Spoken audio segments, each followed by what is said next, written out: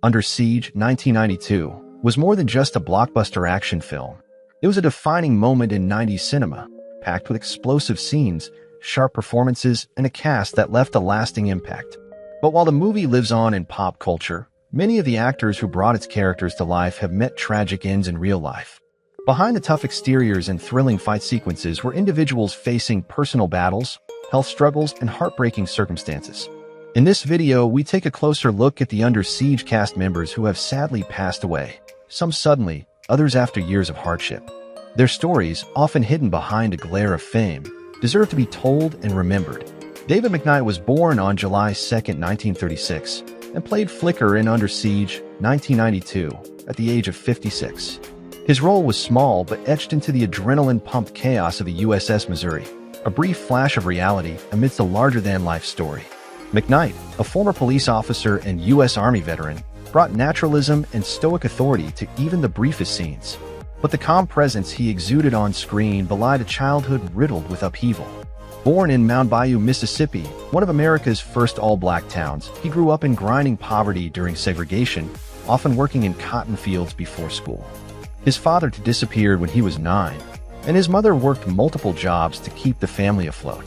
McKnight rarely spoke of these years, but those who knew him recalled a man who bottled his pain with a quiet intensity. His career in acting began late, after stints in law enforcement and the military. But even then, Hollywood rarely opened its doors wide to black character actors of his generation. He was passed over for more than 100 roles in the 1970s alone, often replaced by lighter-skinned actors or sidelined into stereotypes. His biggest heartbreak came when he was promised a recurring role on a major network show, only to be cut at the last moment due to creative changes. Though he never faced public scandal, some within the industry whispered about his simmering frustration with racial bias and his tendency to walk off sets if disrespected, earning him a reputation as difficult, when in truth he was just unyielding to mistreatment. His personal life remained largely private, though there were rumors of an estranged daughter and a failed marriage in the late 60s that ended in silence rather than divorce filings. Diagnosed with cancer in early 2023, McKnight declined experimental treatment and reportedly gave away much of his savings to struggling young actors he mentored in Las Vegas. He died on December 3, 2023, at age 87, far from the Hollywood spotlight. His estate was modest, estimated around $250,000, comprised mostly of pension funds, residuals, and a small property in Henderson, Nevada. Bernie Casey was born on June 8, 1939, and played the role of Commander Harris in Under Siege, 1992, at the age of 53. Calm and composed, his character provided a sense of authority and discipline amid the film's chaos, mirroring the public's perception of Casey as dignified and dependable. Born in the coal mining town of Waco, West Virginia, Casey grew up in a fractured family struggling under the weight of poverty and racial segregation. His father, absent for much of his childhood, left Casey to be raised by a stern mother who rarely showed affection. As a child, Casey endured the double pain of ridicule and isolation, hiding his artistic side for fear of being labeled soft in a world that demanded toughness. A star athlete turned football pro, he often described the NFL as both his launchpad and his prison, a place where he felt commodified and silenced. His transition to Hollywood was far from smooth. Despite early promise, he was continually typecast as stoic or threatening black figures, often denied the complexity given to his white co-stars. In private, he expressed resentment toward directors who used him for gravitas, but never let him reveal vulnerability. The public never saw his clashes with producers or his refusal to take roles he considered Uncle Tom leftovers, decisions that cost him major studio deals. Casey's biggest career wound came after Never Say Never Again, 1983, when he was quietly blacklisted by several casting agents who labeled him difficult, following an altercation on set over racial stereotyping in the script. His marriage to Sheila Wofford ended in quiet divorce, followed by a string of failed romances, one of which involved a much younger actress who later accused him of emotional manipulation, though it never reached court. His son, from a brief early relationship, became estranged from him in the 1990s. On September 19, 2017, Casey died in Los Angeles at age 78 due to complications from a stroke. His estate included art pieces, unpublished manuscripts, and real estate in Santa Monica, with a reported net worth of approximately $1.5 million. Sandy Ward was born on July 12, 1926, and played the role of Calloway in Under Siege in 1992 at the age of 66. His character, a grizzled member of the naval crew, added a layer of veteran realism to the military ensemble under attack. Ward's stern presence and gravelly voice gave authenticity to the chaos, even in a brief role. But behind his seasoned exterior was a man hardened by personal misfortune and chronic instability. Raised during the Great Depression in Alamosa, Colorado, Ward grew up in a broken home marked by alcoholism and religious fanaticism. His mother reportedly locked him in the cellar for hours as punishment, and he spent much of his adolescence in foster homes. Though he found escape in community theater, he was bullied relentlessly for a stutter he worked years to suppress. His acting career began late, after failed attempts at logging, truck driving, and even a short stint in the Navy where he was dishonorably discharged for insubordination. In Hollywood, he quickly gained a reputation for being difficult, refusing to rehearse with younger actors, clashing with directors, and allegedly storming off the set of Airplane 2 after accusing the producers of mocking veterans. Though he never made headlines with scandals, several castmates described him as prone to intense mood swings and brief episode of paranoia. His biggest professional failure was being fired mid-season from a recurring TV role after an altercation with a showrunner, something he never publicly acknowledged. In his personal life, he divorced twice, estranged from his only daughter, whom he reportedly cut out of his will after a bitter legal dispute over real estate. He battled prostate cancer quietly for 6 years while continuing to take minor roles, refusing help from the Screen Actors Guild. Sandy Ward died on March 6, 2005, in Orange County, California, at age 78, of complications related to cancer.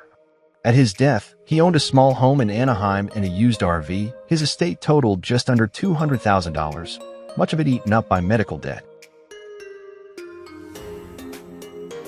Patrick O'Neill was born on September 26, 1927, and portrayed Captain Adams in Under Siege, 1992, at 65 years old, a commanding but ultimately doomed presence whose authority is usurped in the film's opening act.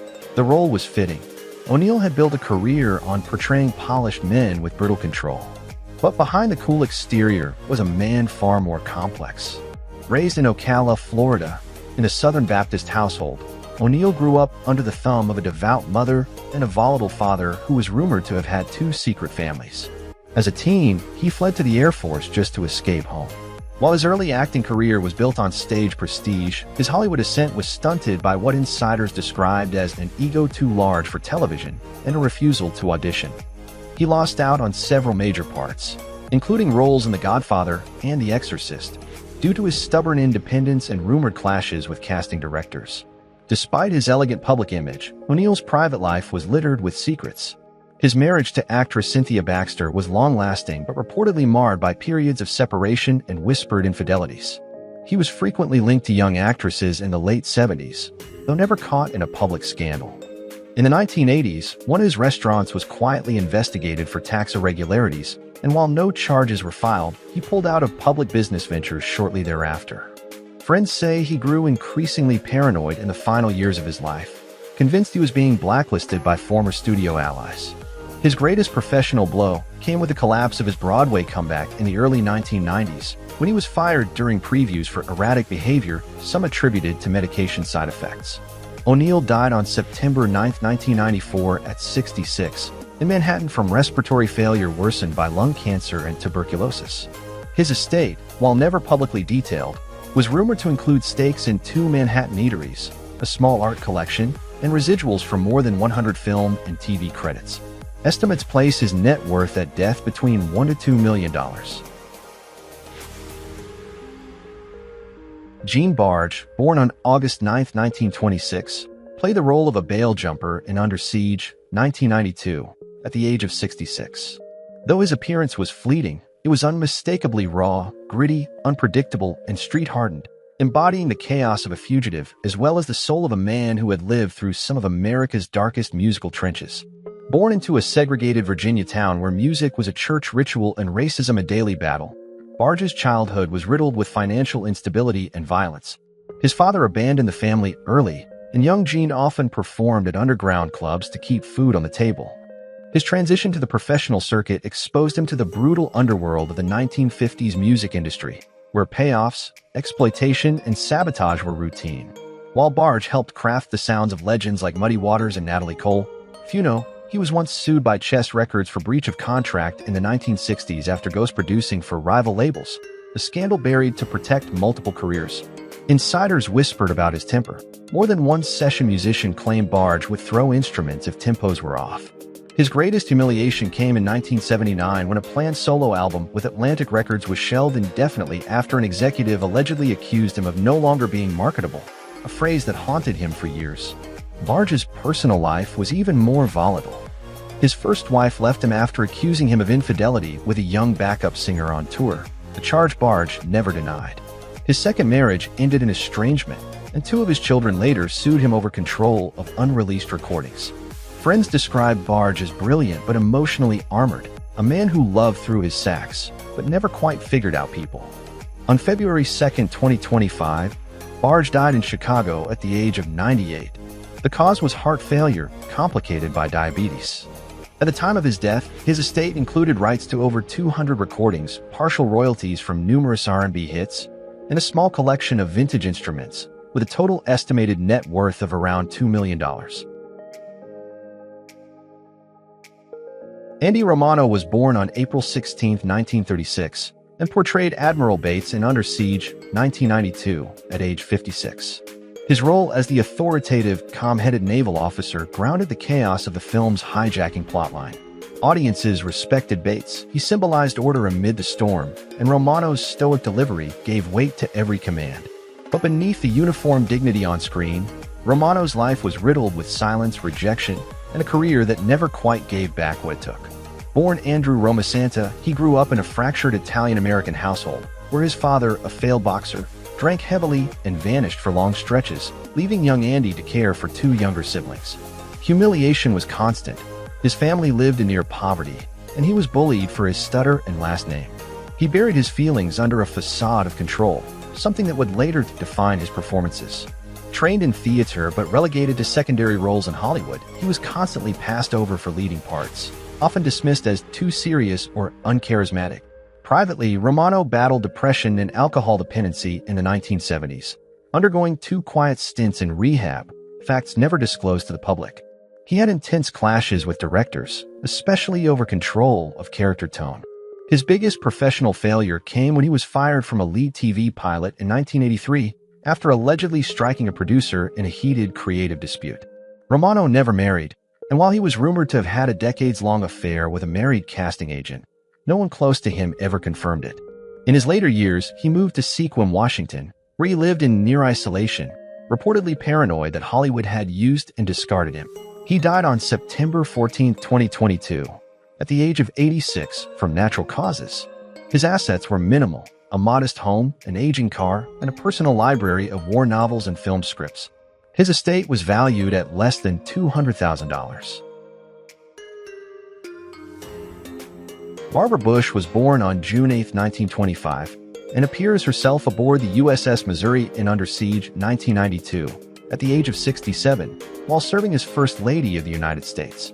Her cameo was brief but politically symbolic, cementing the film's patriotic tone with the presence of a living American icon. As First Lady, she radiated composure and old-school dignity, but beneath her carefully curated image was a woman forged by hardship and personal contradictions. Raised in an affluent but emotionally distant household, Barbara endured early trauma when her teenage boyfriend committed suicide, a tragedy she rarely discussed. Her marriage to George H.W. Bush seemed pristine to the public, but insiders described a relationship marked by silent bitterness and long separations. Behind closed doors, Barbara wrestled with depression, so severe in the 1970s that she contemplated suicide, a truth only revealed decades later. She once confided to friends that her biggest regret was not choosing my own life path. During her time in the White House, she wielded more power than she let on, reportedly clashing with Nancy Reagan and pushing back hard against staffers who questioned her influence. She was known to use sharp, even cruel humor to put people in their place, including a public jab at Geraldine Ferrara's qualifications, which sparked a national controversy. Despite her soft public image, Barbara was a ruthless gatekeeper of the Bush legacy, often manipulating press narratives to protect her family's political interests. Her later years were marked by physical decline and private grief over the loss of her daughter Robin to leukemia, a wound that never healed. She died on April 17, 2018, at the age of 92 in Houston, Texas, from complications of congestive heart failure and chronic obstructive pulmonary disease. Her estate was estimated at over $25 million, much of it tied to family trusts, real estate, and royalties from books ghostwritten under her name. Conrad Pmano was born on May 1, 1948, and appeared as the strike team leader in Under Siege in 1992 at age 44, while also serving as the film's stunt coordinator. His real impact wasn't in front of the camera, but behind it, engineering the bone-rattling, explosive choreography that elevated the film's action. He brought military precision to every punch and explosion, a skill forged from surviving 2 brutal tours in Vietnam. But Pmano's private life was anything but disciplined.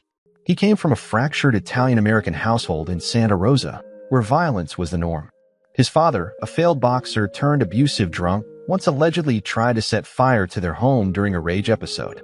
Conrad left home at 15 and enlisted illegally, beginning a life marked by adrenaline, aggression, and an aversion to authority. Though celebrated in Hollywood for his daring stunts, he was known among insiders for pushing safety boundaries and allegedly coercing younger stunt performers into dangerous routines without proper support. Whispers circulated for years about an unreported near-fatal accident on the set of Rambo: First Blood, which he helped cover up to protect the production. His marriage to singer Irene Cara ended in a bitter divorce marked by accusations of emotional manipulation and infidelity, and his second marriage to Katherine Anderson was rocked by rumors of domestic disputes, though no charges were ever filed. Despite all this, he was charismatic, charming, and loyal to a tight circle of friends, many of whom described him as both a savior and saboteur. His biggest professional embarrassment came when he was blacklisted from several major studios after an on-set injury left a young performer paralyzed, an incident he fought to keep buried through private settlements. Pmano died on January 10, 2024, in Los Angeles, age 75, from complications following heart surgery. Though his net worth remains undisclosed, sources estimate he left behind over $3 million in real estate, royalties, and investments in stunt training academies. Dennis Lipkcom was born on March 1, 1942, and took on the role of Trenton in Under Siege, 1992, at the age of 50. Though his role was small, Lipkcom added a layer of grounded realism that enhanced the film's tension. Yet few viewers realized that behind his subtle performance stood a man who had repeatedly watched his artistic dreams erode in the face of Hollywood's brutal machinery. Raised in Westbury, New York, Lipkcom's childhood was shaped by grief. His mother died when he was 6, and his father, a distant World War II veteran, coped with loss through silence. Dennis retreated into books and stage plays, hiding his loneliness beneath Shakespearean monologues. Trained at Lambda, he was expected to become one of America's great theatrical talents. But upon returning from London in the 1970s, his career stalled. He was blacklisted from several major studios after allegedly accusing a casting director of exchanging roles for sexual favors, a claim that was buried but not forgotten. Throughout the 80s, Lipkcom struggled to land consistent work, and when he did, it was in low-budget thrillers or thankless supporting roles. He had a tendency to overstep boundaries on set, reportedly rewriting his own dialogue and criticizing fellow actors' performances. The biggest collapse came when he was recast last minute from a major 1987 network pilot after a late-night bar fight involving a producer's nephew, an incident never made public but whispered about in casting circles. His marriage to Pat Lipkcom endured but was rumored to be strained by Dennis's obsessive behavior and frequent emotional detachment. The couple had no children, though Dennis expressed deep regret later in life over never building a family of warmth. In the final years, he suffered from chronic pain and anxiety, living in a small Los Angeles apartment filled with musical instruments, unfinished screenplays, and rescue dogs. He died on July 30, 2014, at the age of 72, from natural causes. His estate, composed mostly of royalties and personal possessions, was worth approximately $150,000. George Bush was born on June 12, 1924, and appears himself aboard the USS Missouri in Under Siege, 1992, at the age of 68, while serving as the 41st President of the United States. His inclusion in the film was not mere ceremony. It was a deliberate gesture to evoke his World War II naval service and brand of restrained American power. To many, he was the face of decency and diplomacy, but the polished image concealed a man who struggled deeply with legacy, ego, and betrayal. Bush was born into wealth, but affection and vulnerability were luxuries rarely afforded in the harsh Prescott Bush household. His father's towering expectations shaped a boy who felt eternally inadequate. Despite military heroism and Ivy League credentials, Bush spent much of his political career in the shadow of stronger personalities: Reagan, Thatcher, even his own wife. Insiders reveal he was prone to indecision, insecure in confrontation, and fiercely resentful of being labeled a wimp by the press. He reportedly broke down in tears several times in private after scathing media attacks during his presidency. His infamous "no new taxes" pledge, later reversed, wasn't just a political misstep. It was a moment of humiliation that fractured his base and led to his 1992 election defeat, a failure he never emotionally recovered from. His marriage, though long-lasting, was complicated. He allegedly had a close emotional attachment to a former aide, raising eyebrows within the White House, though no affair was ever proven. After leaving office, Bush fell into what his son George W. later described as the strange, quiet sadness, exacerbated by his Parkinson's-like illness in his later years. He died on November 30, 2018, in Houston at the age of 94 from vascular Parkinsonism, surrounded by family but distant from the political world he once commanded. His estate was estimated at $25 million, built from oil investments, book deals, and lucrative speaking tours. Damian Chapa was born on October 29, 1963, and was 29 years old when he portrayed Tackman in Under Siege, 1992. Tackman, a naive and earnest sailor, provided a rare glimmer of humanity amidst the film's brutality, an ironic contrast to Chapa's real-life turbulence. Born in Dayton, Ohio, Chapa grew up in a fractured household, cycling through poverty, abuse, and juvenile detention. He rarely spoke of his early years, but friends say he carried scars from both physical violence and emotional abandonment. His acting breakout came in Blood In, Blood Out 1993, but success quickly turned into notoriety. He clashed with studios, stormed off sets, and was known for raging temper tantrums, once allegedly punching a producer during a disagreement.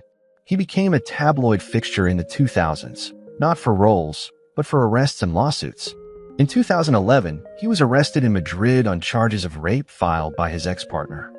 He spent 7 weeks in a Spanish prison before the case collapsed. Though he later sued for defamation and won, the incident haunted his reputation and closed doors across the industry. His love life mirrored his erratic career, for marriages, all of them acrimonious, and children who reportedly cut ties. Chapa turned to independent filmmaking, often funding his own low-budget films that critics panned as incoherent vanity projects.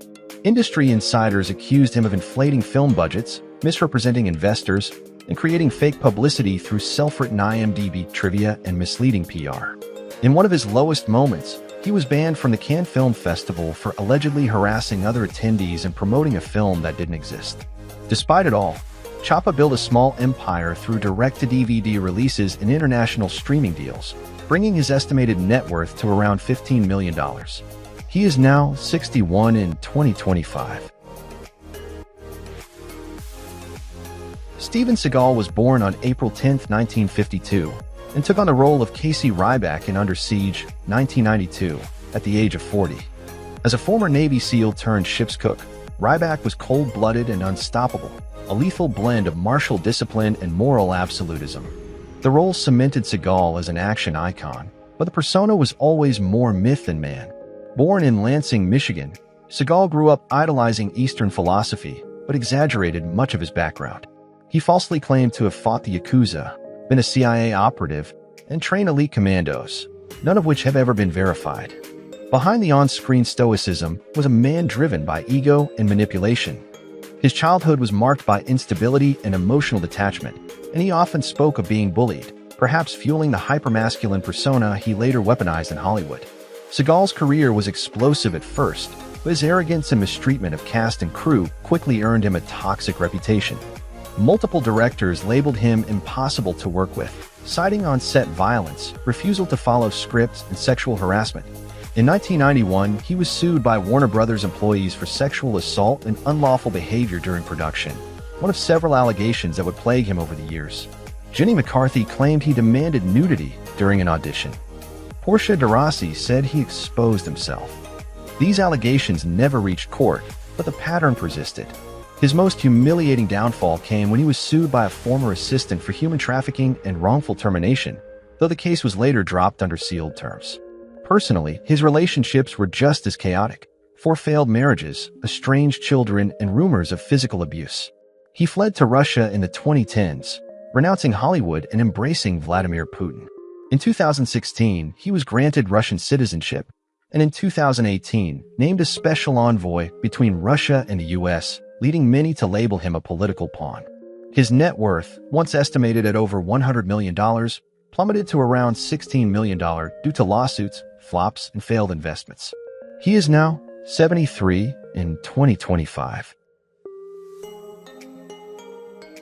Troy Evans was born on February 16, 1948, and played the role of Granger in Under Siege, 1992, at age 44.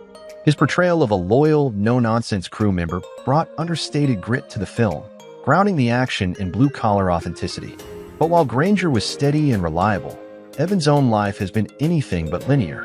Born in Missoula, Montana, into a conservative, working-class family, Evans' early years were shaped by the harsh rural stoicism of his World War II veteran father, who rarely spoke and never praised. Troy was an outsider, introverted, overweight, and bullied for both. He enlisted in the U.S. Army and served in Vietnam, where he witnessed horrors he later described as soul corrosion. Those years left him with deep psychological scars, and he battled severe PTSD throughout his 20s, something he concealed for decades behind a facade of humor and grit. Entering acting late in life, Evans struggled to gain respect in a youth-obsessed industry, and behind the scenes he often bristled at being typecast as fat, background lawman. Though beloved by fans for his long-running roles on ER and Bosch, insiders describe him as moody, unpredictable, and at times resentful of more successful peers. One producer from the ER set recalled Evans exploding during a script reading, accusing writers of making his character background prop. His personal life has been quiet, but not without shadow. His first marriage ended after a public altercation in a Los Angeles diner, and though never arrested, Evans was briefly blacklisted by 2 casting agencies. He's spoken candidly about his alcoholism in the 80s, revealing he once drank himself unconscious during a callback audition for a major network series. Though he's since found stability through veteran advocacy work, those closest to him say Evans remains guarded, often battling the ghosts of both war and rejection. His net worth is estimated at around $1 million, modest by Hollywood standards but hard-earned through decades of relentless work. As of 2025, Troy Evans is 77 years old, a survivor of war, Hollywood, and his own inner demons. Glenn Morshower was born on April 24, 1959, and played Ensign Taylor in Under Siege in 1992 at the age of 33. His character, a junior officer navigating the chaos aboard the hijacked battleship, may have been secondary, but Morshower's stoic presence lent credibility to the film's military tension. Raised in Dallas by a single mother who struggled with bipolar disorder, Morshower never knew his biological father. His stepfather, a volatile figure, reportedly subjected him to psychological abuse, often mocking his acting dreams and forcing him into grueling manual labor as punishment for softness. Glenn turned to religion early, first Judaism, then Christianity, searching for identity and structure, but was alienated in both communities for his spiritual restlessness. Early in his career, he faced constant rejection, often typecast as the third guy in a suit, and was once fired from a pilot after clashing with a director over what he later called creative cowardice. Though not involved in public scandal, Morshower privately battled panic attacks, which he masked with meticulous control and rehearsed warmth. He once admitted to surviving on peanut butter sandwiches for a year while living in a car outside Paramount Studios. His biggest failure came in the mid-2000s when he tried producing an autobiographical series that was rejected by every major network, an emotional blow he called more devastating than any divorce. His marriage to Carolyn Morshower, though still intact, endured severe turbulence in the early 2000s due to financial strain and rumors of an inappropriate mentorship with a young acting student, claims he denied, though the student later left the industry entirely. In recent years, he battled colon cancer quietly while continuing his inspirational speaking circuit. Despite cultivating an image of calm and control, Glenn Morshower's life has been anything but serene. As of 2025, he is 76, residing in Texas, with a net worth estimated around $700,000, mostly from residuals and speaking engagements. Gary Buucy was born on June 29, 1944, and played the unhinged Commander Krill in Under Siege, 1992, at the age of 48. His performance, manic, flamboyant, and feral, was both a highlight of the film and an eerie reflection of the man himself. Unpredictable, magnetic, and always teetering on the brink. Raised in Goose Creek, Texas, Buucy came from a conservative household where strict discipline masked emotional neglect. As a child, he was hyperactive and often punished harshly for defiance, a dynamic that fueled his later rebellion. Though his early career soared with a Buddy Holly story, 1978, earning him an Oscar nomination, Hollywood quickly discovered that Buucy was combustible behind the scenes. His rants on set became legendary, and directors described him as brilliant but impossible. One infamous meltdown on the set of Silver Bullet involved him threatening to walk unless his co-star's lines were rewritten. But it was his near-fatal motorcycle crash in 1988, while not wearing a helmet, that changed everything. Suffering a traumatic brain injury, Buucy later admitted the accident unlocked a different part of his personality. Friends noted a drastic behavioral shift: paranoia, manic outbursts, and increasingly bizarre spiritual declarations. He claimed to speak with angels, adopted a bizarre mnemonic Buucyism's language, and alienated colleagues with rants about the end of the world. Buucy has been sued for alleged sexual misconduct on multiple occasions, including a high-profile incident during a horror convention in 2022, which ended in public backlash and venue bans. He also struggled with cocaine addiction and spent time in rehab under court order. His marriage to actress Tiani Warden ended in a storm of abuse allegations, and he's had strained relationships with his children, including actor Jake Buucy, who once described growing up with his father as like living on a volcano. He filed for bankruptcy in 2012, claiming less than $50,000 in assets against over $500,000 in debt. As of recent estimates, his net worth hovers around $500,000, though insiders suggest much of it is tied up in legal settlements and unpaid taxes. He is now 81 in 2025. Thank you for watching as we reflected on the lives and legacies of the actors from Under Siege who are no longer with us. Their humor, charm, and unforgettable performances brought joy to millions and helped shape the show into a classic. While their journeys ended far too soon, their impact lives on through every scene, every laugh, and every memory they've left behind. As we honor their lives, we're reminded of how deeply television can touch our hearts. Join us next time as we look back at more stars who left us too soon, but whose stories continue to shine.